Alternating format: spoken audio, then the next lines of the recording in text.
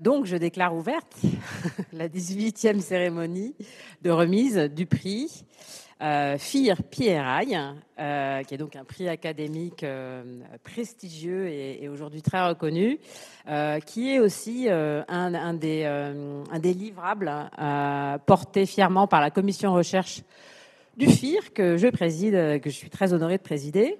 Et je suis également honorée d'être votre animatrice ce soir, d'être la modératrice de cet événement. Et je vous propose de commencer par le mot de notre hôte, donc de la maison Odo qui a la gentillesse de nous accueillir ce soir et qui est également un de nos principaux sponsors, hein, il faut le mentionner. Et donc je laisse la parole à la représentante d'Odo, Agathe Sini. Donc oui, je m'appelle Agathe Chitli et au nom du groupe Odo BHF, je suis ravie de vous accueillir tous ce soir, certaines têtes connues, d'autres moins. C'est un honneur pour le groupe d'être partenaire du FIR depuis 2005. Donc on fait vraiment, je pense, partie des partenaires historiques. À travers les années, on a vu se développer le FIR. On a vu aussi se mettre en place le partenariat avec les PRI auquel le groupe Odo BHF adhère depuis aussi un certain nombre d'années. Donc pour ceux qui ne le sauraient pas, je vais prendre 30 secondes pour vous dire qu'est-ce que c'est le groupe Odo BHF. C'est une institution financière, comme son nom l'indique, franco-allemande, en tout cas européenne, profondément ancrée en France, profondément ancrée en Allemagne et puis plus récemment aussi en Suisse, active dans 3 métiers, la gestion d'actifs, la banque privée dans les 3 marchés et la banque d'investissement. Aujourd'hui, Odo BHF, c'est à peu près 2500 collaborateurs, principalement dans les pays que je vous ai cités. Et je suis particulièrement heureuse d'accueillir cette 18e édition des prix. Alors, je n'ai pas forcément lu dans le détail toute la recherche qui était récompensée ce soir, mais c'est tout à fait impressionnant. Et je pense que vos travaux à tous, aussi bien aux membres du FIR qu'aux étudiants, doctorants et chercheurs récompensés, sont absolument essentiels pour faire progresser la finance dans son ensemble. C'est un sujet que je porte, mais je ne suis pas la seule chez Odo BHF. On essaye vraiment de progresser et je pense que la recherche y contribue. Nous, on a 3 priorités cette année. On ne va pas en parler beaucoup ce soir, je crois, mais nous, on en parle beaucoup, c'est la réglementation, parce que les régulateurs en Europe sont très créatifs, c'est moins qu'on puisse dire, avec CSRD qui arrive, mais d'autres régulations encore plus spécifiques localement, particulièrement en Allemagne, qui nous imposent des investissements assez lourds et des changements assez importants dans la façon dont on fait nos métiers et dont on lit nos métiers. Et finalement, toute la durabilité qu'on doit aujourd'hui considérer de façon honnête et transparente, c'est une nouvelle langue pour beaucoup dans la finance. Et c'est le deuxième sujet qu'on porte et qu'on essaye vraiment de pousser dans le groupe, c'est les compétences, la formation. Et je pense que ça passe aussi par l'accès à des papiers, on va dire, intéressants, factuels, fondés, et pas juste par la lecture des journaux. Donc, à ce titre-là, on est hyper heureux vraiment de contribuer à notre modeste échelle à l'existence de cette initiative FIR PRI. Mais c'est un des sujets aussi que porte le Shift. Et j'ai lu un papier assez récemment sur la formation des acteurs de la finance. Je pense que c'est un sujet qui est super important. Parce qu'on est tous très bons à lire des marchés, à lire des bilans d'entreprise, quoique maintenant, il commence à y avoir des choses un peu bizarres dedans. Mais on n'est pas forcément très bon pour comprendre tout le langage j'allais dire biodiversité, mais c'est l'un des exemples. Mais le langage de la durabilité est un langage parfois difficile à appréhender pour les spécialistes de la finance, et un langage qui peut parfois sembler un peu activiste, un peu contraignant. Donc, il faut vraiment poser les bases de tout ça. Et puis, le troisième sujet qu'on pousse, parce qu'on est quand même des entrepreneurs dans l'âme, c'est des initiatives de services, de produits qu'on fait avec nos clients. Parce qu'il faut aussi les embarquer quand même dans toute cette histoire et il faut leur proposer des choses qui leur font un peu envie. Donc, c'est pour ça que l'impact, particulièrement dont il sera question dans la thèse du papier ce soir, est un sujet qui nous intéresse et qu'on essaye de regarder le plus sérieusement possible. Voilà, je pense que j'ai trop parlé. C'est la soirée des lauréats, c'est la soirée du FIR, donc je repasse la parole à l'animatrice. Merci à tous d'être ici. Merci.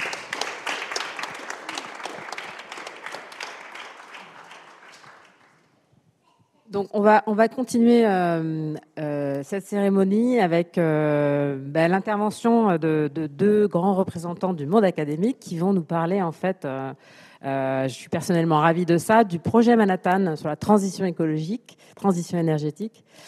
Donc, j'accueille Patricia Griffo et Yves Laszlo qui vont nous parler de ce projet magnifique. Merci, Elise.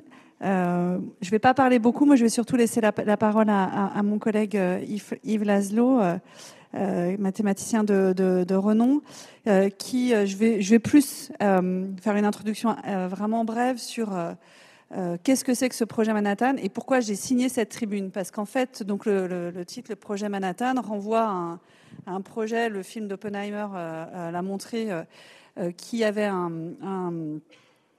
donc a bien mis en évidence voilà, la mobilisation finalement des ressources et de l'intelligence collective pour un objet aussi funeste soit-il, mais la capacité de cette mobilisation-là en un temps record et à une industrialisation massive a montré que c'était possible quand on en avait vraiment la volonté.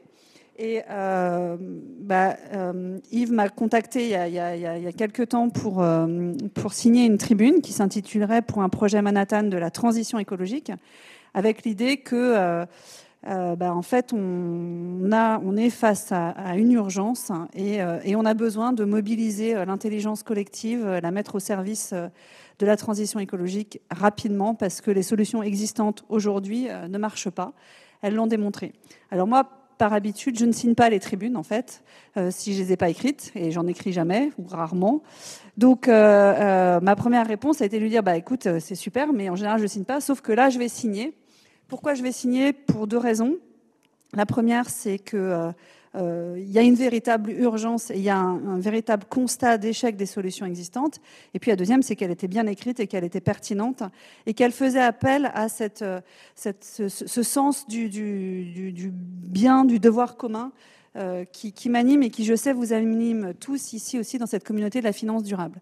Alors pourquoi on en parle ce soir en fait? Quel est l'intérêt de vous en parler ce soir? C'est que vous, en tant que membre de cette communauté de la finance durable, investisseur, partie prenante de cet univers-là, vous avez un rôle à jouer pour ce projet collectif-là. Yves va vous expliquer plus en détail en quoi il consiste, quelle est la demande. Cette tribune, c'est un certain nombre de scientifiques qui appellent à mettre en œuvre des moyens très importants, plusieurs milliards de dollars pour regrouper nos forces. Et la question du financement, forcément, va se poser un jour ou l'autre. Si une fois qu'on aura obtenu finalement l'impulsion un petit peu politique et industrielle du projet, parce qu'on y croit très fortement, se posera la question du financement. Plusieurs sources de financement sont tout à fait possibles et disponibles, dont la finance durable, dont vous êtes des acteurs importants. Et vous savez très bien que le mouvement on va dire, de généralisation de l'ISR, la finance mainstream qui devient durable, c'est quelque part un peu un leurre, c'est un peu du greenwashing. Et là, avec des projets comme ça, très ambitieux, ce dont on a besoin, c'est vraiment une finance à impact et qu'elle se mobilise à grande échelle. Donc, ce n'est pas une finance à impact de niche. Voilà, donc c'est la raison pour laquelle on pense que à vous, cette communauté de la finance durable, ce projet-là peut parler de manière assez forte. Mais je vais laisser la parole à mon collègue Yves pour vous présenter le projet plus en détail.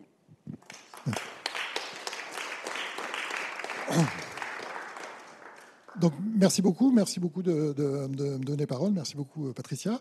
Donc, je suis très content de pouvoir parler de ça aujourd'hui. Donc, moi, non seulement, en général, je signe pas de tribune, mais en plus, j'en écris pas. Donc, c'est un principe. Mais là, on s'est réunis à un certain nombre de gens, de scientifiques de tous horizons. Ça, c'est un point important. Hein. Il y a des physiciens, des économistes. Patricia est là. Il y a même une juriste. Donc, évidemment, des climatologues, des chimistes, etc., qui sont réunis pour parler de ça. Alors, ici, le sujet est posé, en fait. Donc, ça, vous reconnaissez, hein, c'est l'exploitation du pétrole, qui n'est pas très CO2-friendly. Et ça, c'est une gravure que j'ai dans mon salon. Donc, ça s'appelle Mélancolia de Dürer.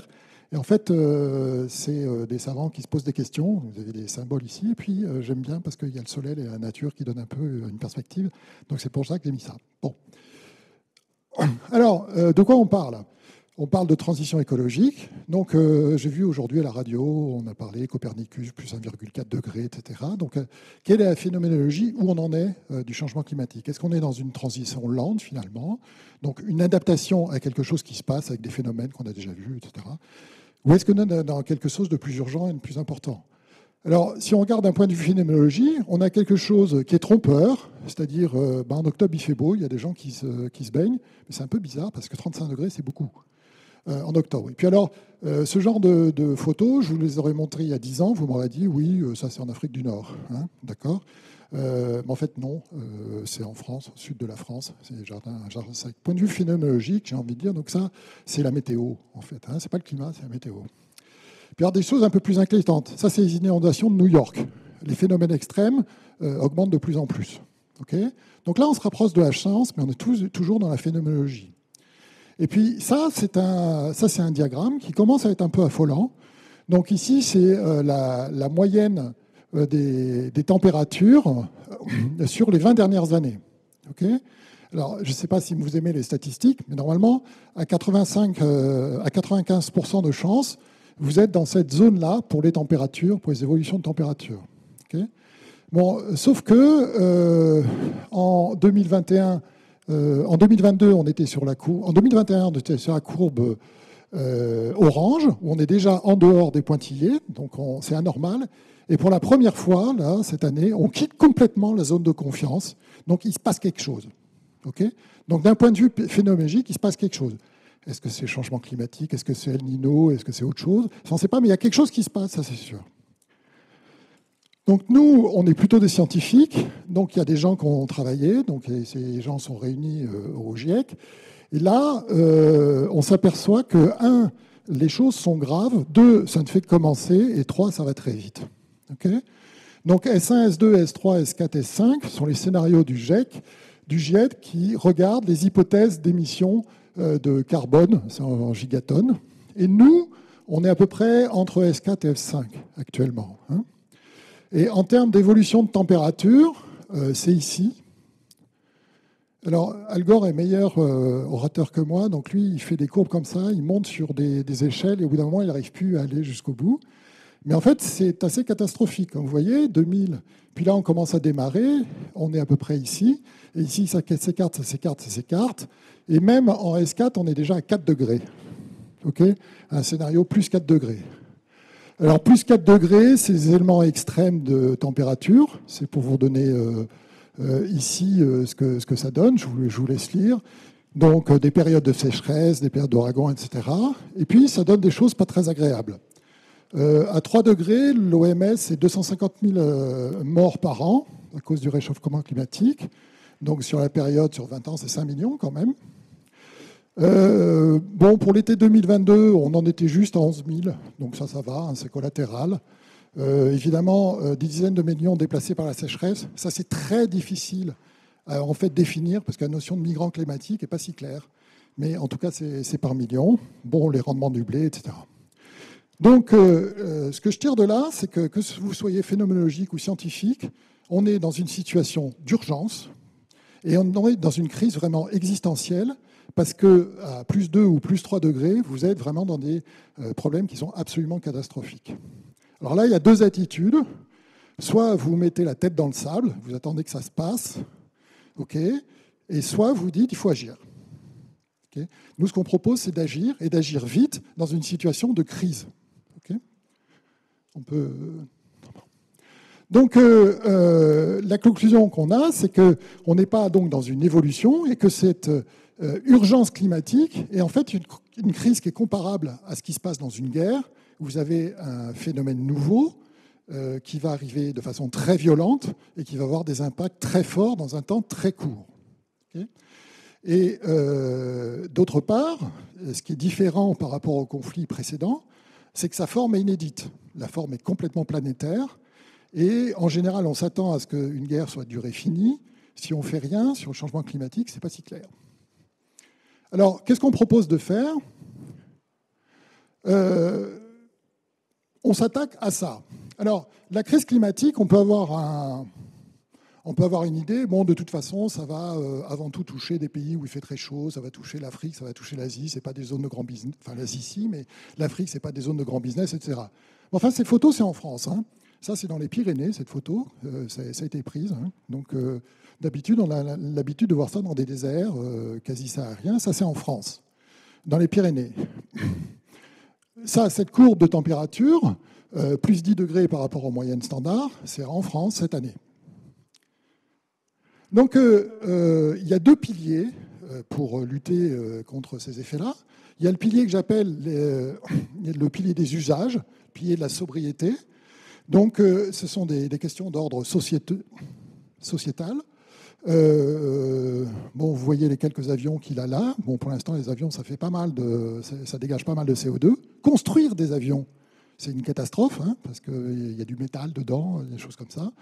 Donc, on a vraiment un problème de diminuer, de changer nos usages pour prendre moins l'avion, tout simplement. Vous pouvez avoir une vision plus collective, les lois anti-gaspillage, etc., économie courte, etc. Ça, c'est le pilier des usages. C'est quelque chose auquel on ne s'attaque pas dans le projet Manhattan, okay, mais c'est quelque chose qui est fondamental. C'est plus d'ordre politique, mais on devra s'articuler avec le projet Manhattan de l'autre. Nous, notre question, ce sont des questions scientifiques et technologiques, et notre objet, et c'est là où il y a l'analogie avec Manhattan, c'est dire il y a un certain nombre de sujets d'ordre technologique avec des verrous scientifiques forts qu'il faut casser pour donner les outils pour sortir de cette logique infernale, des outils qui, donc, vont ensuite être pertinents pour lutter, pour permettre de changer la société. Alors, ça va changer la société, peut-être les usages, ça va changer le business aussi. Okay, parce que si vous changez, par exemple, de modèle énergétique, ça va changer le business. Par exemple, peut-être que Total fera faillite. Si on a une autre source de... Mais ce n'est pas grave, parce qu'il y aura un autre fournisseur d'énergie. Exactement ce qui s'est passé dans les années 40, gros efforts de guerre, etc. Après la guerre de 40, il y a eu un changement majeur d'économie. C'est à ça qu'on s'attend.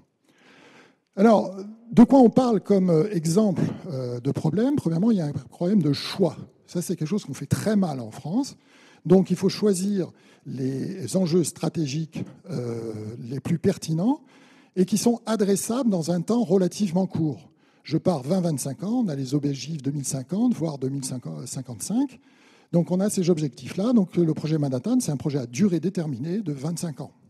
On ne crée pas une espèce de truc, un institut, un truc, un machin. On a un projet. Je vous ai donné deux exemples. L'exemple des engrais. Les engrais, c'est une petite utilité pour nourrir la planète. Pour faire des engrais, en général, on utilise de l'ammoniac. C'est l'horrible dessin qu'il y a ici. Mais si j'avais un pointeur, je pourrais vous montrer qu'il sort un peu de gaz carbonique. Un peu, c'est quand même 800 millions de tonnes par an pour la production, pour la synthèse de l'ammoniac. Donc, on a besoin absolument de trouver un outil technologique pour remplacer le procédé, actuellement ça s'appelle Haber-Bosch, qui est beaucoup trop consommateur d'énergie, d'une part, et qui rejette beaucoup trop de CO2. Le verrou technologique, on le connaît, c'est un problème de catalyse. Il y a de la science à fournir sur la catalyse pour arriver ensuite à sortir quelque chose d'ordre industriel, un prototype industriel ou des modèles de production qui soient adressables par des startups. C'est ça la nouvelle économie et c'est là où vous intervenez. C'est à ce moment-là où on est arrivé au niveau du prototype ici, qu'ici il va falloir financer d'un point de vue business pour financer cette nouvelle économie qui va forcément sortir de l'adaptation au changement climatique. Je donne un deuxième exemple, la production d'acier. La production d'acier, je vous donne quelques chiffres parce qu'il ne faut pas rester abstrait comme ça. Une tonne d'acier, ça consomme à peu près l'énergie d'un foyer et demi par an, la production d'une tonne d'acier. Okay, ça veut dire qu'une aciérie, ça consomme l'énergie de 7 millions de foyers. Okay, donc si vous ne décarbonez pas l'énergie, et si vous ne décarbonez pas l'acier, eh ben vous avez cette déperdition énergétique et cette déperdition de CO2 qui est terrible. Ça aussi, on a des idées sur les verrous scientifiques qui existent, qui sont des verrous de rupture. J'insiste là-dessus, ce n'est pas du incrémental, qu'il faut aller casser pour sortir du procédé industriel derrière. Alors, le projet de Manhattan de la transition écologique, c'est quoi? Donc, de notre point de vue, on est vraiment dans la situation de monter une économie de guerre. J'emploie volontairement ces termes. Hein. On les a employés pendant la crise Covid, peut-être un peu de façon exagérée, et qui s'occupe du pilier scientifique et technologique. Elle n'adresse pas la question du pilier des usages, avec qui on doit se coordonner, bien entendu. Ça, c'est plutôt l'objet de France 2030, du plan qui a été soumis, etc., et d'autres choses, mais qui sont évidemment très, très importants. Pour vous donner un exemple, l'Agence internationale de l'énergie estime que 40% des technologies nécessaires à la décarbonation de simplement l'énergie ne sont pas matures. Okay ? Donc on a besoin de casser des verrous scientifiques pour le faire. Alors, donc on peut passer. Qu'est-ce que c'est maintenant? C'est ma dernière slide, le projet Manhattan. Qu'est-ce qu'on veut faire? Eh bien, on veut faire comme dans, je ne sais pas si vous avez vu le film d'Oppenheimer ou si vous connaissiez avant l'histoire du projet Manhattan. Alors, le projet Manhattan, il y a quand même des petites différences avec ce qu'on fait. C'est qu'on ne sert pas à fabriquer une bombe. D'accord? Nous, d'une certaine manière, on cherche à fabriquer l'inverse. Le point, c'est qu'on avait des problèmes existentiels majeurs à résoudre et on a rassemblé dans un lieu unique des chercheurs, un peu les meilleurs chercheurs, mais dans une vision complètement inversée avec la recherche standard, c'est-à-dire que ce qui intéressait, c'était uniquement le livrable. En fait, c'était une source d'énergie plus qu'une bombe. Enfin, le livrable, c'était la bombe. Et le point, c'est que la science qui était à développer, c'était juste pour casser les verrous de ce livrable. Okay ? D'habitude, la science, c'est le contraire. La science, elle essaye de comprendre, et puis, en sous-produit, vous valorisez de la science. Là, on a complètement inversé le paradigme. Donc, l'idée, c'est de rassembler des gens. Alors, je ne crois pas du tout aux grandes structures, aux grands instituts, etc. Et personne n'y croit dans notre petit groupe. Donc, une petite structure légère, sur 25 ans, on ne crée pas un nouveau truc, et autonome. Autonome, c'est très important. Elle doit être autonome des instituts, des grands instituts, les universités, le CNRS, etc. Bien sûr, elle va s'appuyer avec elles, parce que ce n'est pas leur métier, ils ne font pas la même chose, ils font de la recherche à plein temps. Mais il y a un point sur lequel je voudrais insister, elle doit être autonome des industriels. Et ça peut paraître paradoxal. Personnellement, avec Patricia, j'ai travaillé à l'école polytechnique pendant longtemps, j'ai fait des labos communs avec des boîtes, on a travaillé avec des startups. Dans la recherche normale, évidemment, le lien avec l'industrie est absolument vital. Ici, le point, c'est quand vous faites de la recherche de rupture, vous ne pouvez pas travailler avec un industriel parce que de façon implicite, vous menacez son modèle économique. Okay ? Donc, si vous trouvez une nouvelle source d'énergie avec Total, ben, il a un gros problème parce que vous pouvez vous pouvez complètement casser son modèle. C'est ce qui se passe, par exemple, avec les big pharma et l'investissement dans les startups, plutôt dans les anticorps monoclonaux, etc. Pendant très longtemps, ils ont racheté les startups qu'elles ont laissé mourir parce que leur modèle économique, c'était la chimie. Et si vous commencez à faire de la biologie qui marche, ben le modèle économique d'un grand groupe s'écroule. Et comme le grand groupe, il est difficile, c'est un paquebot, donc il est difficile à changer, il ne veut pas le faire. Donc ça, c'est un point qui est extrêmement important. C'est qu'on va inventer une nouvelle économie. Donc il y a quelques groupes qui vont, évidemment, Air Liquide, je pense qu'avec l'hydrogène, il va très bien s'en tirer. Mais il y a énormément de nouvelles entreprises, de nouvelles économies qui vont sortir. Et c'est là où l'investissement va être fondamental. Donc le deuxième point, je reviendrai sur le financement à la fin, la vocation européenne. On démarre en France, parce que si on attend qu'il se passe quelque chose en Europe, on sera un barbecue géant. Donc on va commencer en France. Mais on travaille avec les Belges, on travaille avec les Allemands, etc., pour voir si on peut étendre. Pas au niveau de l'Union européenne, ça ne marchera jamais, mais avec un certain nombre de pays européens. On prend, en gros, les meilleurs chercheurs qui sont prêts à s'engager à 100% là-dessus. En particulier, ça veut dire que peut-être ils ne publieront plus, parce qu'il y a des problèmes de propriété intellectuelle. Okay ? En revanche, on va les payer mieux, parce que si on veut les faire sortir, les faire venir, il faut les payer mieux, et surtout, il faut les financer. Et il faut qu'ils soient financés, et pour les raisons que je vous ai dites, par du financement intégral, pour qu'ils ne se dispersent pas, pour qu'ils ne dispersent pas la pays aussi. Et deuxièmement, il faut que ce financement soit public, parce que comme je vous l'ai expliqué, si vous voulez de la recherche de rupture, vous ne pouvez pas avoir de financement privé au départ. Okay ? Bon, ça c'est les dimensionnements, donc on est autour de 1500 personnes assez rapidement. Un pilotage resserré, hein, c'est plutôt un pilotage mode start-up qu'on envisage. D'ailleurs, le porteur qu'on envisage a porté une start-up, etc. Et on rapporte directement au Premier ministre parce que c'est complètement transverse, ce n'est pas un projet de recherche, ce n'est pas un projet industriel, ce n'est pas le projet de la transition, c'est complètement interministériel au niveau français. Et en fait, il y a des modèles un peu analogues qui existent, qui s'appellent les Focus Research Organization aux États-Unis, mais qui sont un petit peu différents. Il y a des choses comme ça qui existent un peu. Alors, et le livrable, c'est vraiment la technologie de rupture au niveau du prototype industriel ou de la start-up qui sort. Et là, on revient chez vous. On revient chez vous parce que ces start-up, il va falloir les faire progresser très très vite pour qu'elles passent de la jeune pousse à être capables d'industrialiser. Industrialiser, il y a un certain nombre de choses qui vont être des technologies légères. On peut imaginer que si on fait de l'énergie bleue, ça va être une technologie un peu plus légère. Sur les engrais, ça va être de la technologie lourde. Donc il faudra des gros investissements. Donc il y a des choses à inventer en termes de financement, en termes de capital risque, etc. Il y a vraiment des choses à inventer ici. Et c'est absolument fondamental.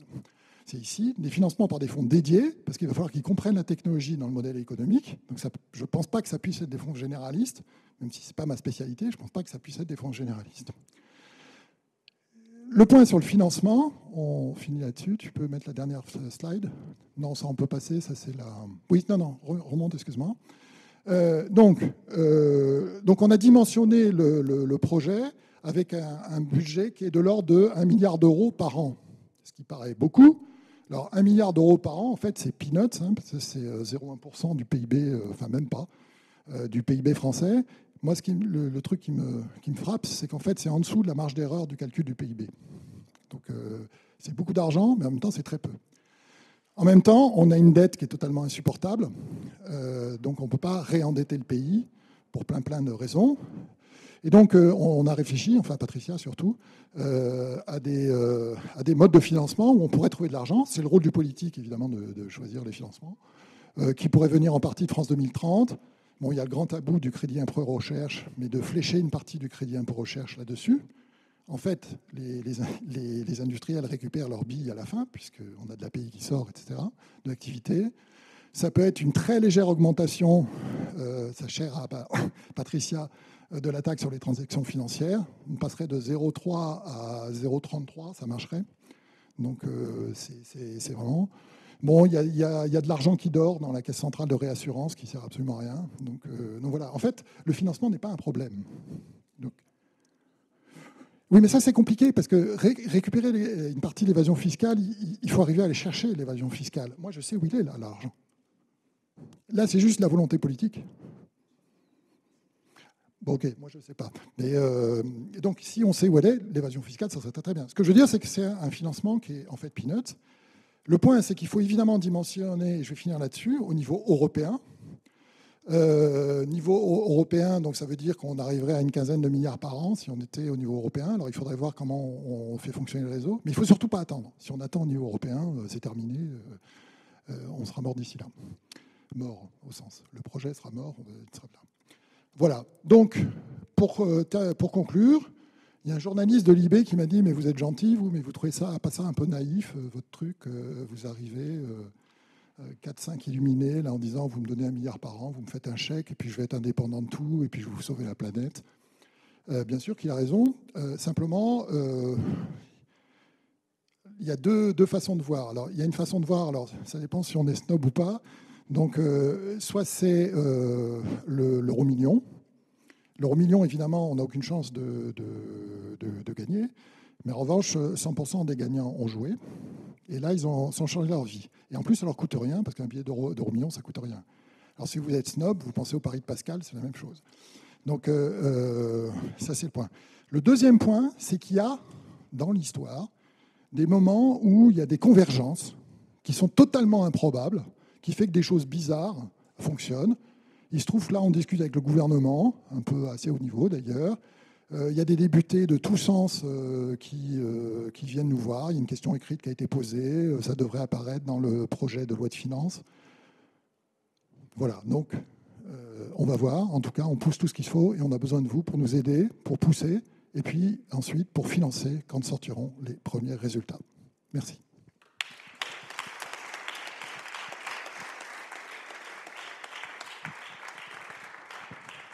Merci beaucoup.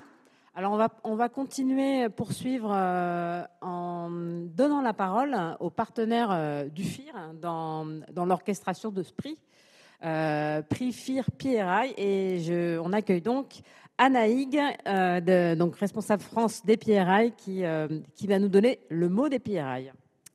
Bonjour tout le monde. Hello everyone. So I'll do my speech in English for the international friends that are in the room today. So I'm very pleased to open this ceremony of the FIR Prix Awards as a head of France for the PRI. So maybe for the people that don't know the PRI yet, so it's the Principle for Responsible Investment. It's an international association created by the United Nations and some asset owners in New York in 2006.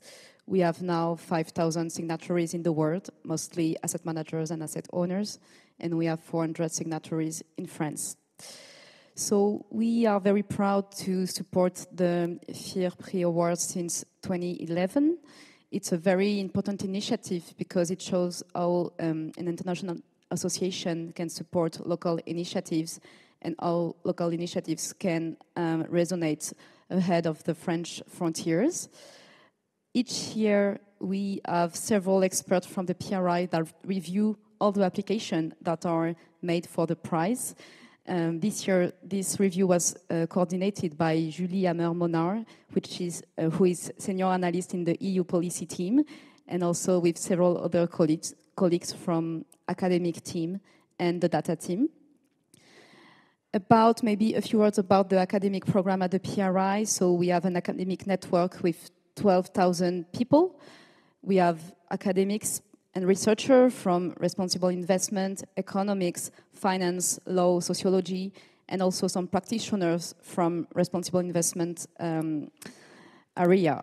And we organize some events. For example, we organized this year at PRI in person Tokyo some conferences in Tokyo. We will do the same next year. PRI in person will be in Toronto. And we also have online seminars. We have a newsletter, so don't hesitate to register to the newsletter to know what's going on with the academic program of the PRI. And maybe to finish, just to reiterate, just to say that for the PRI, academic research is very important to understand what are the emerging trends, what are the next frontier of ESG, and also to give us some rational argument and scientific arguments to fight some certain debates. As you know, it's very difficult at the moment in the USA, for example, with the anti-ESG movement. So it's very important that we can have this academic research that continue and give us this kind of rational arguments. So keep doing academic research; it really matters. And congrats to the winners of the prize this year, and congrats to the Academic Commission of the FIR for their work. Thank you.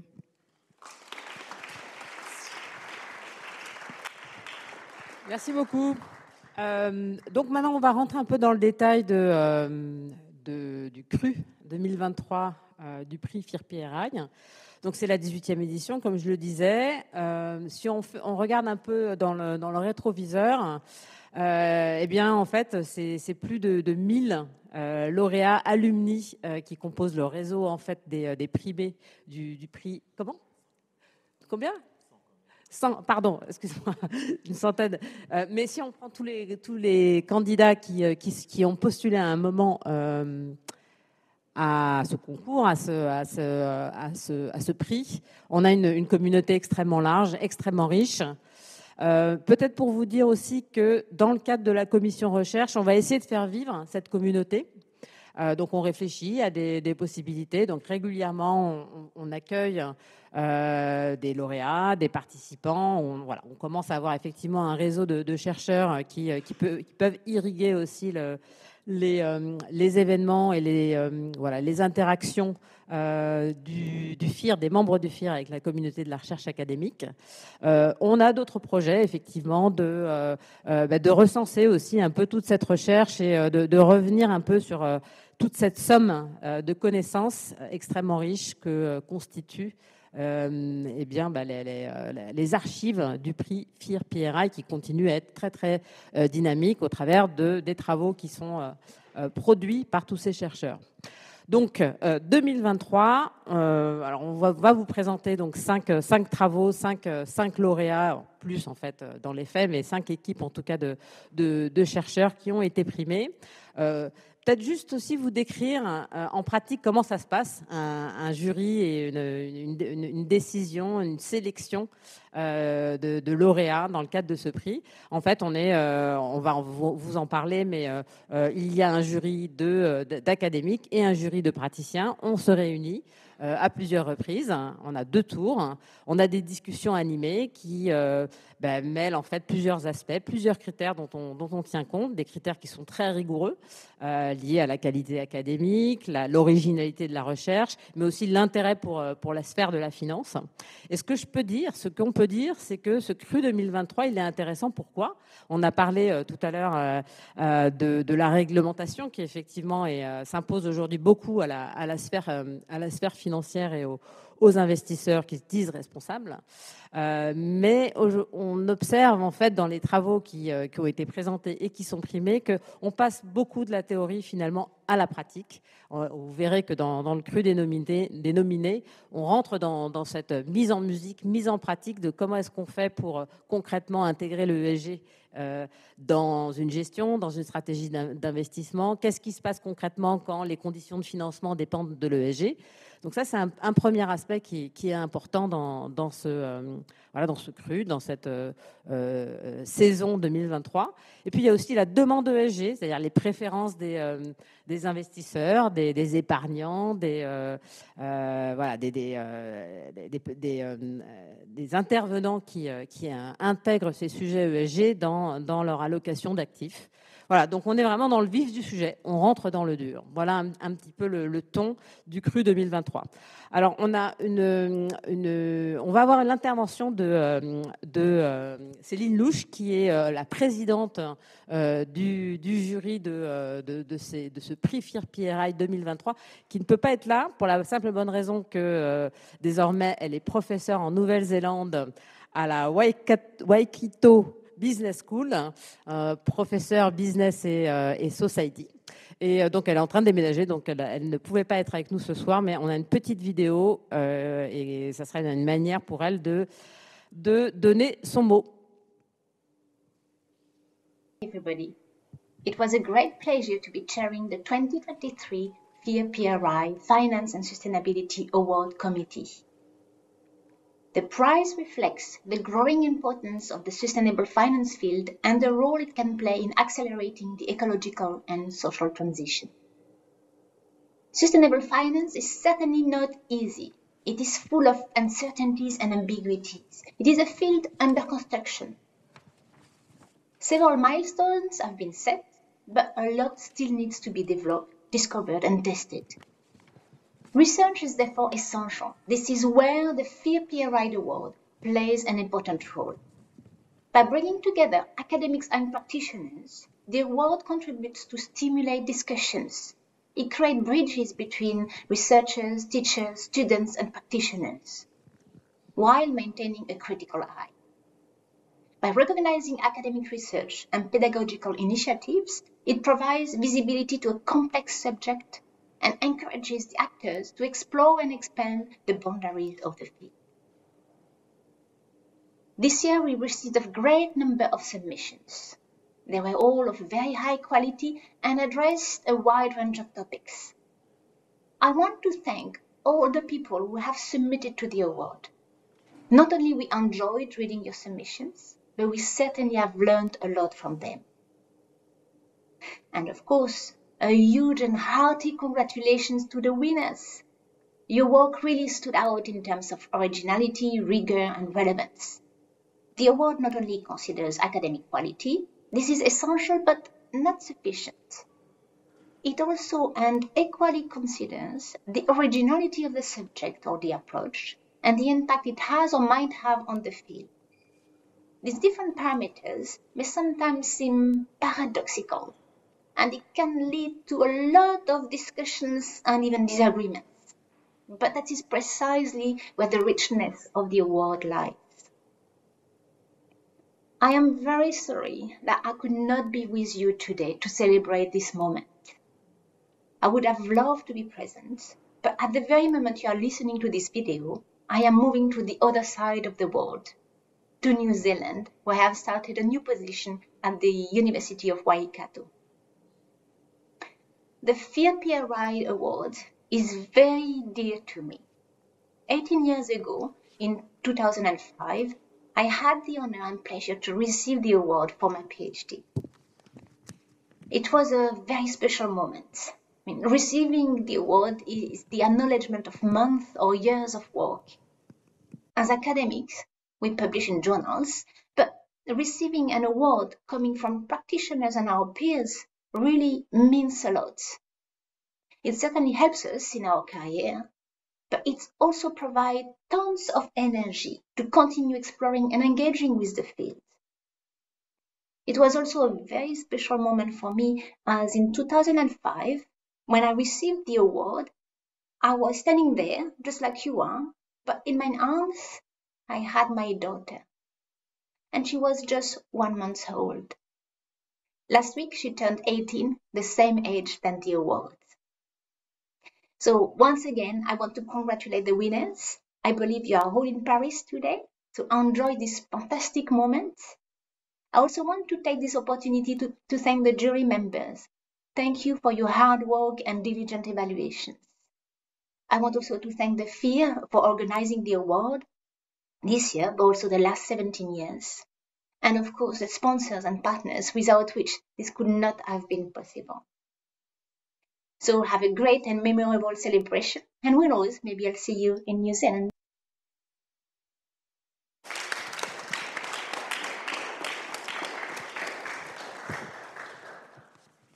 Alors, on a parlé un petit peu du jury, de la façon dont on fonctionnait pour décider.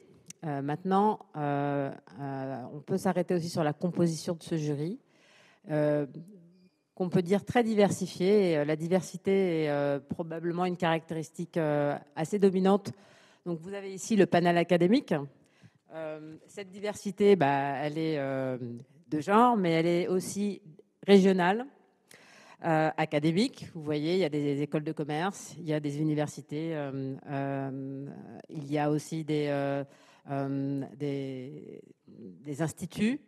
Elle est aussi diverse, il y a aussi une diversité régionale, internationale, mais territoriale aussi, qui semble important de noter, avec voilà, des entités comme l'université Clermont-Auvergne. Ça, c'est aussi un angle qui est important, je pense, à mentionner dans voilà, la composition qu'on a voulu donner à ce jury et qui donne aussi tout l'intérêt des différentes sensibilités. Voilà, l'aspect protéiforme des avis qui sont partagés lors de nos discussions. On a aussi un panel de professionnels dont je fais partie, j'en suis bien contente, avec plein de participants, de practitioners, donc Edmond Rothschild Asset Management, Mirova, LBPAM, Ophi Invest, Odo, AM, Banco Tingres, le FIR et bien sûr les PRI.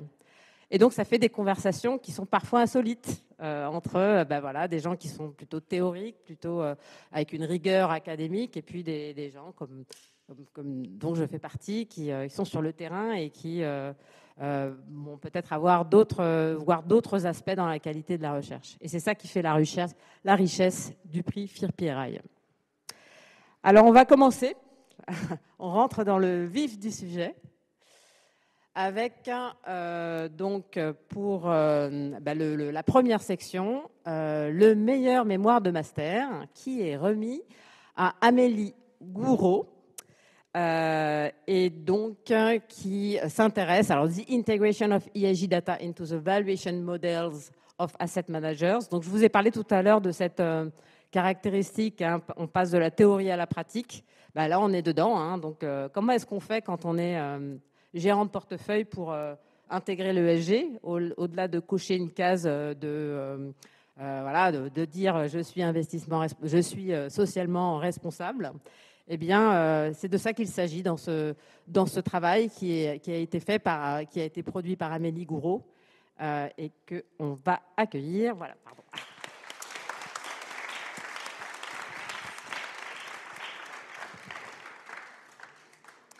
Merci beaucoup. Je vais essayer d'être brève. Je vais commencer par vous poser une question.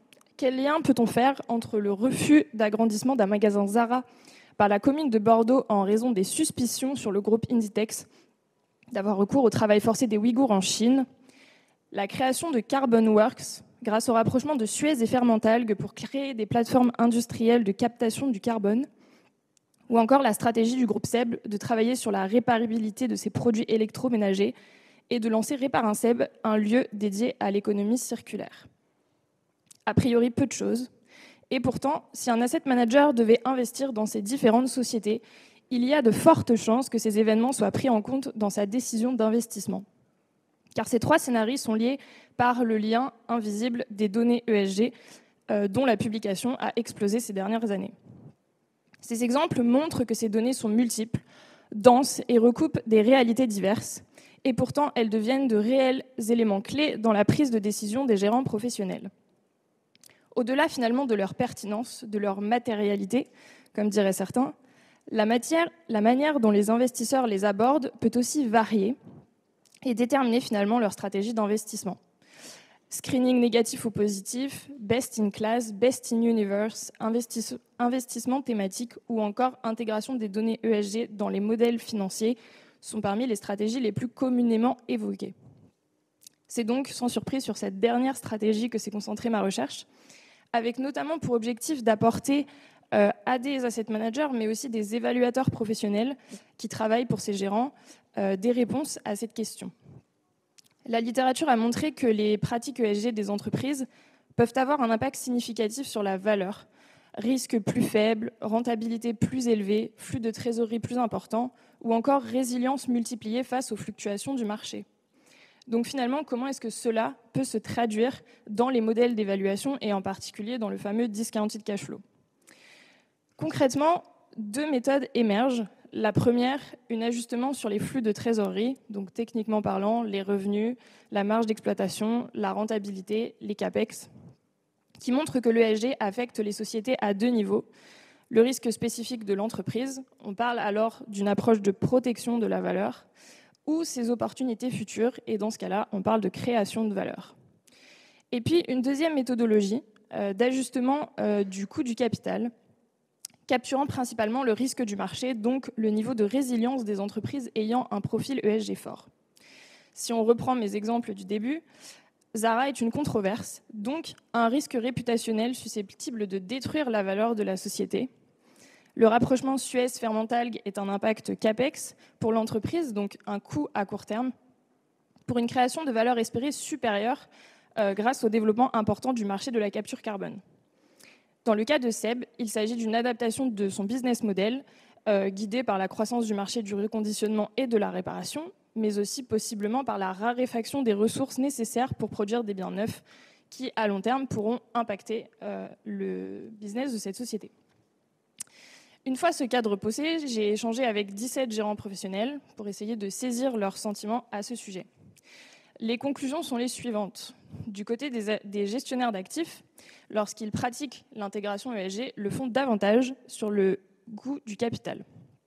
Deuxièmement, pour les gérants, les ajustements sur les flux de trésorerie ne sont pas considérés comme une méthodologie en soi, mais font plutôt partie de l'analyse financière traditionnelle, alors que les ajustements sur le taux d'actualisation consistent souvent à analyser l'entreprise, à lui attribuer une note ESG et à ajuster le coût du capital ou du bêta à la hausse si l'entreprise a des qualités exceptionnelles ou à la baisse si ses pratiques sont discutables. Troisièmement, ces méthodes ne font pas du tout l'unanimité pour diverses raisons. Parmi celles-ci, le caractère subjectif des données ESG, la difficulté à quantifier certains piliers comme le social ou la gouvernance, ou la difficulté de justifier la manière dont les ajustements sont apportés au coût du capital. Alors finalement, que faire de ces conclusions lorsqu'on doit effectuer une évaluation ? Eh bien, en réalité, il n'y a pas de méthodologie parfaite, car il y a plusieurs points de vue. Toutefois, certains principes clés peuvent être déduits pour répondre aux besoins des gestionnaires d'actifs et leur montrer l'influence finalement de l'ESG sur la valeur des entreprises dans lesquelles ils investissent. Tout d'abord, cette méthodologie doit inclure une forte dimension de matérialité, donc être hautement personnalisée selon la société qui est analysée. Deuxièmement, bien que cela ne soit pas l'approche favorisée, car elle est assez coûteuse en temps, il est plus juste d'ajuster les flux de trésorerie que le bêta ou le coût du capital, car la plupart, en réalité, des scandales ou des opportunités ESG sont spécifiques à l'entreprise. Troisièmement, il ne faut pas surestimer l'ESG, car si, pour parler comme un évaluateur, on pouvait le considérer comme un actif intangible, alors il faut le prendre en compte en interaction avec d'autres facteurs de la valeur à long terme. On parlait régulation tout à l'heure. Il faut distinguer les critères ESG à cocher pour des raisons réglementaires des véritables KPI qui sont finalement les déterminants de la valeur pour l'entreprise. Enfin, il faut probablement accepter la divergence des points de vue parce que lorsqu'il s'agit d'ESG, il est difficile finalement d'en rendre compte et il y aura toujours des oppositions ou des désaccords. La conclusion, c'est de dire que en tant qu'évaluateur professionnel ou que gérant, il est possible d'avoir un avantage compétitif si l'on parvient à capturer ces données ESG dans les modèles d'évaluation. Ça ne veut pas dire que c'est facile. Et finalement, d'un point de vue très macro, ça veut dire que les facteurs ESG ils vont contribuer à accroître la diversité des opinions. Donc si on raisonne en termes économiques, à rendre le marché plus efficace. Merci pour votre attention.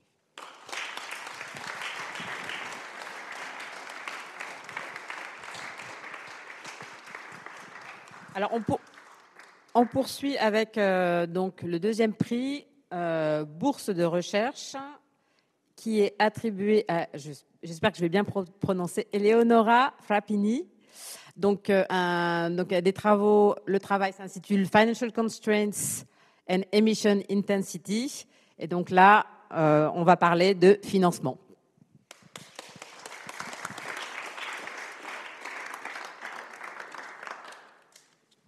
Well, thank you. And I'm going to speak in English because my French is really not up to this task, so sorry. Well, good evening, and I want to start by thanking the jury, FEAR, and PRI for choosing to support me and my research with this grant. It's very, very appreciated. In my dissertation, I've been working on topics that relate to transition risks and credit allocation. And in particular, in the paper that received this grant, I asked the question, how do high-emitting firms adjust to a tightening financial constraint? And in particular, what happens to their emission intensity when they adjust? So when firms face financial constraints, they can choose to reallocate scarce resources within the firm in order to protect more profitable projects. This behavior is referred to in the literature as winner picking. However, when we think about high-emitting firms, it could be the case that for these firms, the more profitable side of the business is also the dirtier side. So now, this is what I see when I look at the data. When I look at European firms active in high-emitting sectors, I see that for these firms, their dirtier subsidiaries are associated with higher profitability. So now, when this type of firm adjusts to a tightening financial constraint by shrinking at the margin, and their margin is clean, this should lead to an increase in emission intensity. However, I argue that engaging in winner picking is not the only mechanism at play here when it comes to high-emitting firms adjusting to a tightening financial constraints. Because what we've seen in the last decade is a growing recognition of the risks that climate change poses. And market participants are starting to take notice. There's evidence in the literature that shows that firms that are associated with higher social costs might be facing increasing challenges in accessing funding. So now, if the tightening in financial constraint is a consequence of the firm's environmental performance, I argue there could be an alternative mechanism at play in how these firms adjust. And this mechanism I call constraint minimization. This is the idea that headquarters can instead choose to reallocate the resources towards the cleaner side of the firm in order to relax the constraint, perhaps at the expense of profitability, but thereby decreasing the firm's emission intensity. So given these two contrasting mechanisms of constraint minimization and winner picking, I think it's ex ante unclear what happens to a firm's emission intensity when it needs to adjust to a tightening in financial constraints.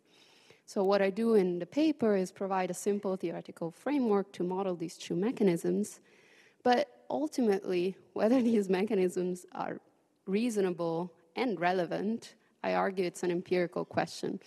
Therefore, I exploit two natural experiments in which high-emitting firms face a tightening in financial constraints, and in particular, a tightening in access to bank credit.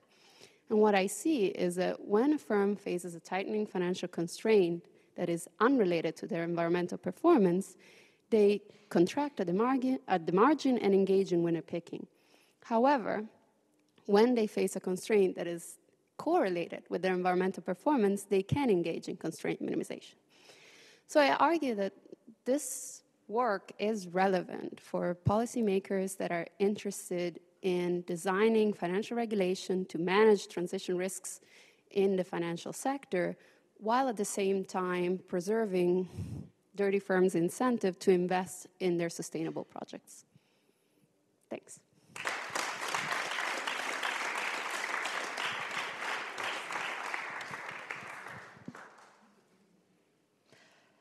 Le troisième prix,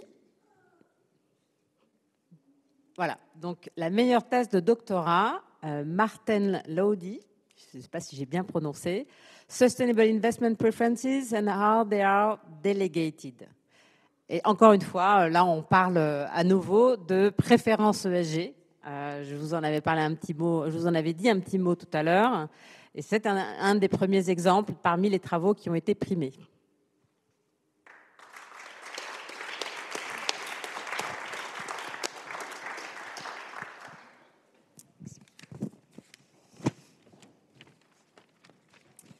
Mesdames et messieurs, c'est un grand honneur pour moi de remporter ce prix. Je vais dire quelques mots en anglais. Ladies and gentlemen, it's a great honor for me to win this prize for my dissertation on sustainability-related financial advice.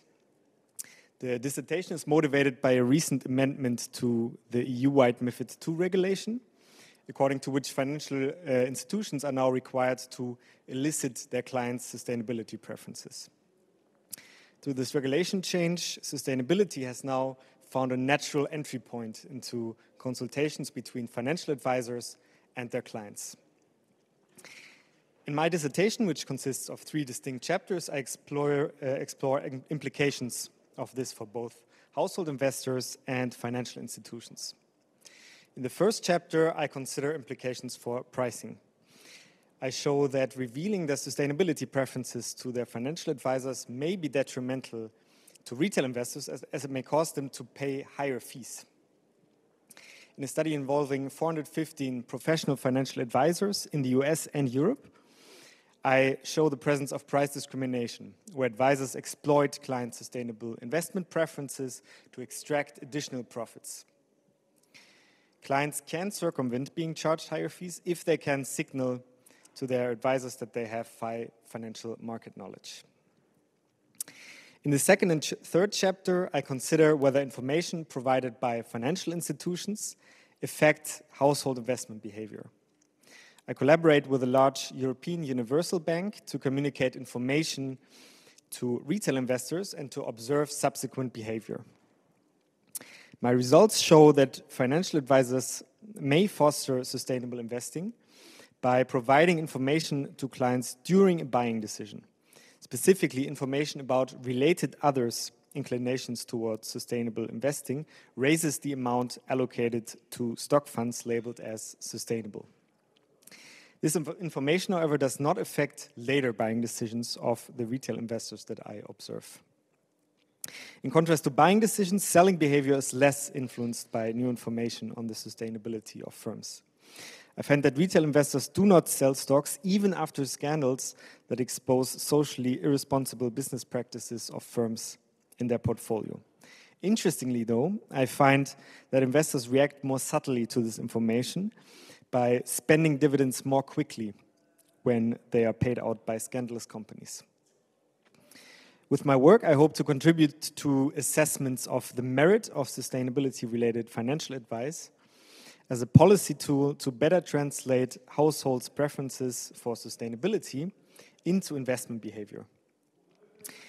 On the one hand, I show that information that is provided at the right moment can increase sustainable investments.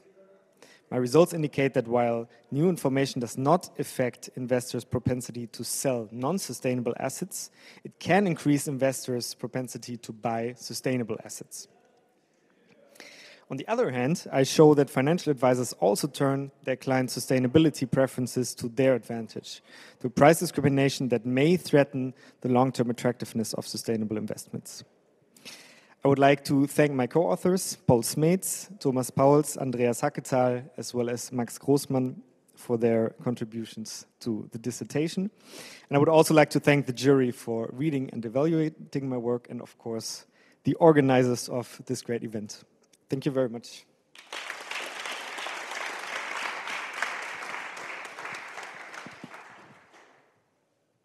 Alors, avant-dernier prix, qui est un prix très original de la meilleure initiative pédagogique. Et donc, les gagnants sont... donc, c'est un collectif, en fait, qui nous vient de Belgique, avec une collaboration entre différentes écoles et différentes universités. Donc, je ne sais pas qui va présenter, peut-être tous les trois, Sophie Béraud-Nabeau, Christelle Dumas, Marek Hudon, pour l'initiative SUFI, Sustainable Finance Masterclass. Et là où, encore une fois, practitioners et académiques vont travailler ensemble pour aider à apprendre comment faire pour intégrer la durabilité en finance.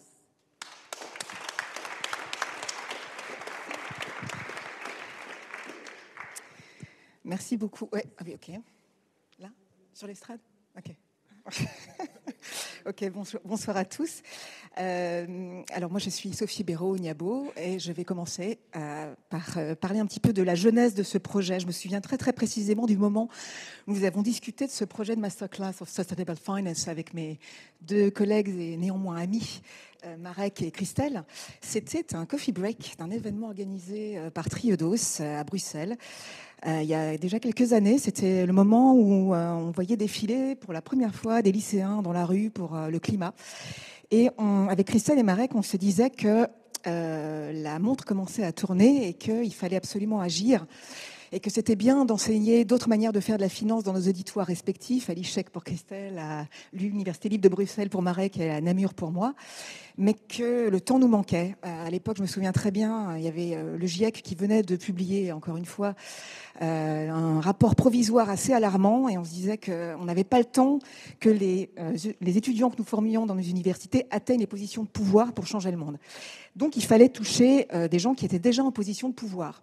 Et c'est ce qu'on a voulu faire avec cette masterclass, proposer un programme en 6 sessions qui traite un ensemble de notions qui nous paraissaient fondamentales pour changer les manières de faire dans le secteur bancaire et financier. Ça veut dire se poser la question du sens de la finance, de comment raisonner de manière systémique, de comment mesurer l'impact environnemental et sociétal, comment intégrer cette donne-là dans la prise de décision financière et aussi dans la prise de décision d'investissement, de ce que devaient faire les régulateurs, de ce que allaient impacter les changements de politique économique sur les différents acteurs. Voilà, tout un ensemble de questions, mais aussi et surtout de faire se rencontrer les gens, de faire en sorte de créer de favoriser la création d'une communauté de faiseurs qui, à son tour, allait pouvoir motiver d'autres gens dans leurs institutions respectives pour faire de la finance autrement et permettre la transition vers une économie décarbonée, on l'espère, à l'horizon 2050 ou 2055, je ne sais pas, mais plus tôt que plus tard. Voilà. Et c'est Christelle qui continue. Non, c'est Marek. C'est collectif. Oui, donc moi je suis le troisième Marek Hudon de l'Université libre de Bruxelles. Mais peut-être juste, on s'était dit qu'à défaut de vous présenter les conclusions du papier ici, on va peut-être vous présenter quelques conclusions de la première année. Donc là, on vient de lancer la deuxième année de la masterclass. Donc cette masterclass, c'est des professeurs d'universités francophones, mais aussi des professeurs d'universités flamandes et des réseaux de praticiens. Et ce qui est évidemment assez intéressant dans des mélanges et dans des communautés, notre objectif est vraiment aussi de créer des communautés, une communauté belge autour de la finance durable pour faire parler de cette thématique sans doute plus aussi et de la porter plus aux différents niveaux belges, fédéraux, régionaux, communautaires, etc. C'est évidemment de voir cette multiplicité. Et donc lorsqu'on a ce dialogue en fait entre acteurs, entre praticiens et aussi théoriciens ou académiques, on voit cette multiplicité de vues, de visions de la finance durable, mais une multiplicité qui ne veut pas dire toujours des antagonismes. Et ça, c'est intéressant, c'est de pouvoir aussi construire sur des éléments où il n'y a pas d'antagonisme, tout en pouvant montrer, pointer et discuter aussi ces différences de perspectives, et notamment en termes de recommandations. Deuxième élément, on va être assez court, hein, c'est aussi sans doute quand même insister sur lorsqu'il y a un manque de clarté, Céline Louche, la présidente du jury, le disait dans son speech d'origine, il y a en effet quelquefois un manque de clarté autour ou d'accord finalement autour de qu'est-ce qu'on veut dire dans les pratiques, mais aussi dans qu'est-ce qu'on vise. C'est quand même d'insister sur le fait que ce qu'on va viser aussi, c'est d'aller plus loin qu'un simplement une petite correction marginale de l'économie, mais d'aller un petit peu plus loin, évidemment, aller vers une transformation qui est beaucoup plus fondamentale de ceci. Et lorsqu'on dit ça, on se rend compte qu'en fait, on a parlé de freins scientifiques un petit peu plus tôt, on a évidemment plein de freins sociaux, des freins sociotechniques aussi, il y a toute la littérature sur ça qui le montre aussi. Et c'est compliqué, parce qu'en fait, évidemment, mettre la barre là, et on voit évidemment que la réglementation le pousse aussi, ça veut dire aussi remettre en cause un certain nombre de modèles, quelquefois de modèles économiques, de manières de fonctionner aussi. Et c'est ça l'intérêt d'une communauté, c'est qu'en fait, lorsqu'il y a ces changements, ou lorsqu'on va essayer de pousser plutôt vers le haut, l'idée n'est pas d'être normatif ou de donner des bonnes ou des mauvaises leçons, mais d'accompagner finalement ce changement-là. On se met en position quelquefois aussi de risque, et avec la communauté, on voit qu'on peut avoir des échanges de bonnes pratiques aussi. Et toute notre ambition, c'est évidemment ce mélange entre la théorie et la pratique, de continuer, et notamment à travers le prix, c'est vraiment notre ambition. On ne va pas faire 300 personnes sur une masterclass en Belgique, mais par contre de pouvoir les dupliquer, de pouvoir servir un petit peu comme inspiration d'autres exemples, tout ça en open source, avec du contenu qui soit disponible, avec du matériel pédagogique qui soit disponible pour faire avancer les débats et les formations sur le sujet. Voilà. Et pour conclure, je rejoins vraiment les mots de Céline Louche qui disait son attachement au travail du FIR et au prix depuis toutes ces années. Donc ce prix est important pour nous, peut-être pour 2 raisons majeures. D'abord, on veut vraiment mettre la finance durable dans le débat public pour qu'il y ait plus d'ambition, dans notre cas en Belgique, en termes de finance durable. Et là, vous nous aidez clairement, pour le moment, à remettre chaque fois le sujet sur la table et à lui donner de la visibilité. Et la deuxième raison, c'est donc en effet qu'on ne va pas faire de ce cours un cours pour des centaines de personnes. On veut qu'il soit réplicable. Et donc pour cela, le prix FIR nous permet d'écrire un manuel à l'usage de tous qui voudraient créer cette masterclass de façon locale, et une boîte à outils également pour tous les aspects pédagogiques du cours, de réutiliser des différentes techniques pédagogiques qui permettent de faire passer le message dans chacune des sessions. Livre en open source, oui, dont on avait parlé. Donc un tout grand merci pour votre soutien à notre travail, et puis longue vie au prix FIR.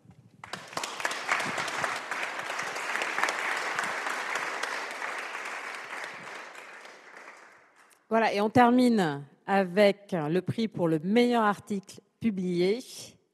Et donc le prix est donné à l'équipe, un collectif, et Florian Hebb et Juliane Kölbel viennent recevoir ce prix. Do Investors Care About Impact? Encore une fois, préférence ESG, demande pour de l'impact. Voilà ce dont parle cet article.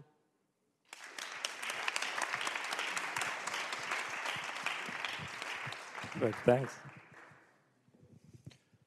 So first of all, thanks a lot for this great honor. Thanks to the jury for all their work, for the organizers.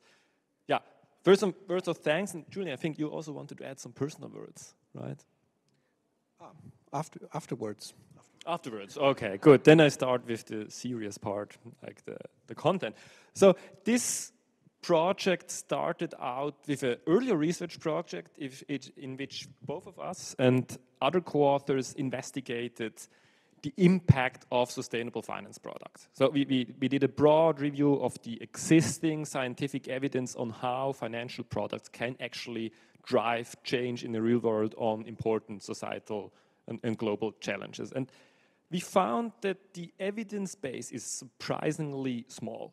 So it's really hard to make clear claims on what this wealth of products that were being created at this time really cost in the real world. And that created a puzzle to us. So we saw this enormous growth of sustaining investing, so enormous growth of assets, enormous demand, but at the same time, we knew almost nothing on what these products, whether they actually do a lot of good, so what their effectiveness is. So this led us naturally to our research question, also to the title of this project, Do Investors Care About Impact? And we approach this question in an experimental study. So we do an online experiment with a panel of 600 experienced retail investors in the Netherlands, and also with a unique panel of 125 experienced, dedicated impact investors.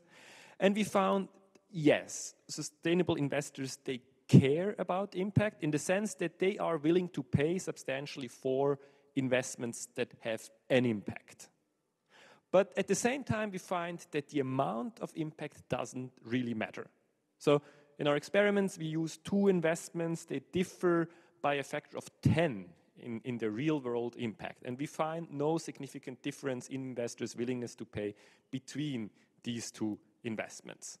So the demand seems to be surprisingly insensitive to what's actually cost in the real world. And we explore different explanations for this insensitivity. And the most compelling reason we came up for this insensitivity are emotions. So we conclude that the demand for green investments, for investments with impact, seems to be driven by emotions, by investors' emotional reward of choosing an impactful investment option. This emotional reward doesn't seem to depend on how much impact an investment has, but the fact that you choose an impactful option. And I think this finding, as clear and simple as it is, has some important implications. So in a world where we have a huge demand for green products, but primarily emotional demand that is satisfied once you have a product that looks reasonably green, reasonably impactful, and an asset management world which is obviously has a lot of competitive pressure and needs to provide products as cost effective as possible, we may end up in what we call a green equilibrium, where investors are happy because they get green products, asset managers deliver green products, but the change in the real world that we observe may not live up to the expectations we have from a kind of a societal perspective. And I think this has the very important implication, or a kind of a role, points out a role for policymakers. We show that potentially this enormous demand we're seeing won't automatically connect to the change at the scale we need to solve societal problems, global problems, and the regulator should take measures to connect this demand with the change we need. That's it for the summary of the paper. Julian. Thank you, Florian. Bonsoir tout le monde. Good evening, everybody. I'm very happy to be here. You may wonder, what is this other guy now saying that's standing in between you and the champagne that's already cooled over there? So I have a very simple but nice reason to be here.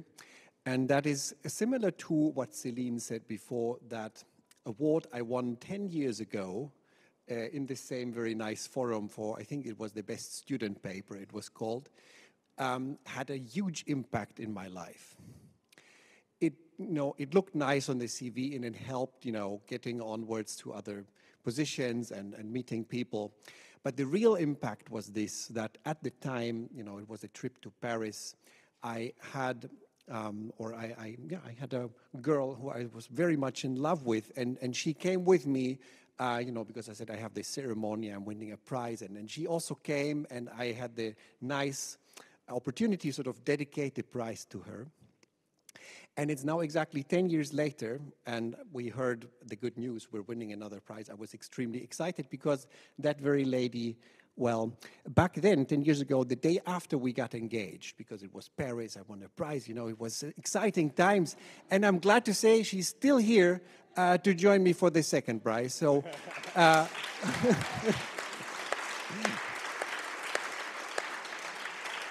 thank you. Thank you very much. So Wafa is there with 2 kids, Joanna and Eva. and also a very good friend of the family. So thank you so much for being here, and thank you all for organizing the beautiful prize. Couldn't be happier. Maybe I should add another, maybe a bit less emotional than the grandiose point. This research project actually was supported by the Peer PRI. So in 2018, I won the research award, which supported this project. So I'm really grateful also, that this award made another award possible. That's amazing. So it comes to a great conclusion. Thanks a lot.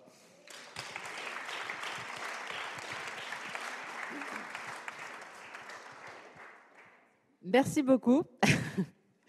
Donc, tout ça clôture l'événement. Et pour conclure la cérémonie, je donne la parole à un des fondateurs du prix, Jean-Philippe Desmartins, qui va passer à l'anglais, je crois. Hello, hello, hello, hello. Good evening, bonsoir. It is high time to conclude as we have a wonderful cocktail just after, it has been said. So I will first speak in English to you, the winners, the awarded, and then I will rapidly repeat my short speech in French for the rest of the participants. I precise that I didn't use artificial intelligence to prepare this speech, so of course there will be some mistakes and human impact, I hope.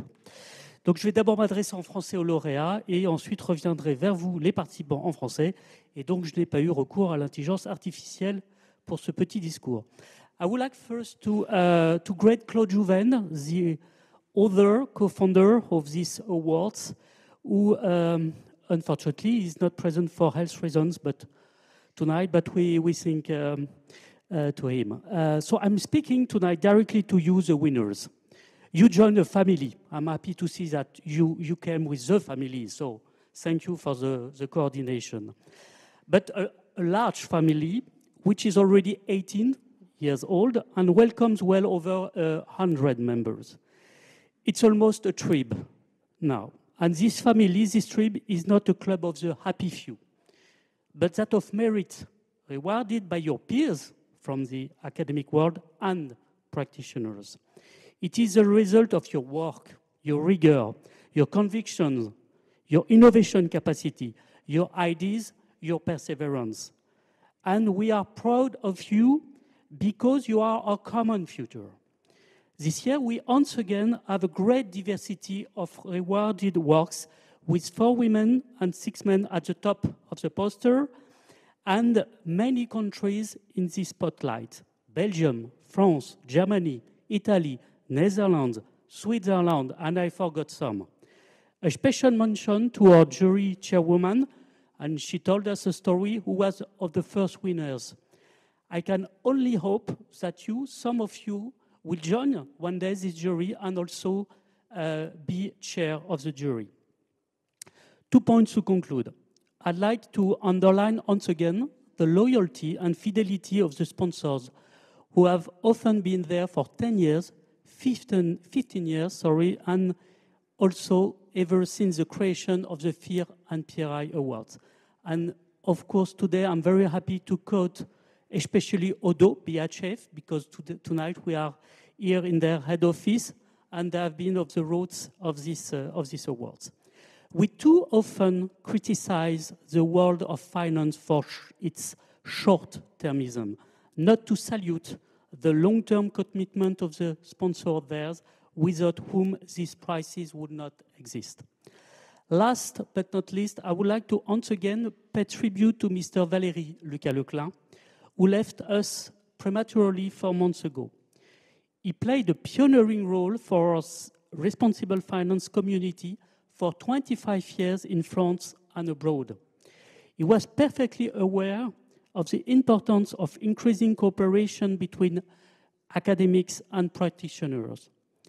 On the occasion of the first presentation of this prize at the end of 2005, he came to see me at the end of the ceremony to congratulate on the initiatives with a very simple sentence. You are on the right path. This is the final word. Dear winners, you are on the right path. Thank you. Et je passe à la langue de Molière et de Victor Hugo. Donc je salue Claude Jouven, cofondateur de ces prix, qui malheureusement pour des raisons de santé ne peut se joindre à nous. Et je m'adresse aux lauréats. Vous rejoignez une famille, une grande famille qui a déjà 18 ans, qui dépasse largement la centaine de membres. C'est presque désormais une tribu. Cette famille, cette tribu n'est pas un club de Happy Few, c'est celle du mérite, récompensée par vos pairs issus du monde académique et des praticiens. C'est le résultat de votre travail, de votre rigueur, de votre capacité d'innovation, de vos convictions, de vos idées, de votre persévérance. Nous sommes fiers de vous car vous êtes notre avenir commun. Cette année, nous avons une belle diversité à nouveau des travaux récompensés, avec 4 femmes et 6 hommes en haut de l'affiche et de nombreux pays à l'honneur, Allemagne, Belgique, France, Italie, Pays-Bas, Suisse, et j'en oublie, je m'en excuse. Une mention spéciale à notre présidente du jury, qui a été une des premières lauréates, et on ne peut qu'espérer que certains d'entre vous, lauréats, vous rejoindront dans notre jury et présideront à leur tour ce jury. 2 mots pour conclure. Souligner à nouveau la loyauté et la fidélité des sponsors qui sont là depuis souvent 10, 15 ans, voire depuis la création des prix FIR-PRI. Et je ne peux que citer ce soir Odo BHF qui nous accueille et qui est là, présent et fidèle depuis l'origine. On critique trop souvent le monde de la finance pour son court-termisme, pour ne pas saluer ici l'engagement dans la durée des sponsors sans qui ces prix n'existeraient pas. Et enfin, je voudrais à nouveau rendre hommage à Valérie Lecalclin qui nous a quittés prématurément il y a 4 mois. Il a eu un rôle pionnier pour notre communauté de la finance responsable pendant 25 ans, en France comme à l'étranger. Il était parfaitement conscient de l'importance de multiplier les coopérations entre chercheurs et praticiens. Et à l'occasion de la première remise de ces prix, fin 2005, il était venu me voir à la fin pour me féliciter de l'initiative avec une phrase toute simple « Vous êtes sur le bon chemin ». Et donc voilà le mot de la fin. Chers lauréats, chers gagnants, vous êtes sur le bon chemin. Merci de votre attention et champagne.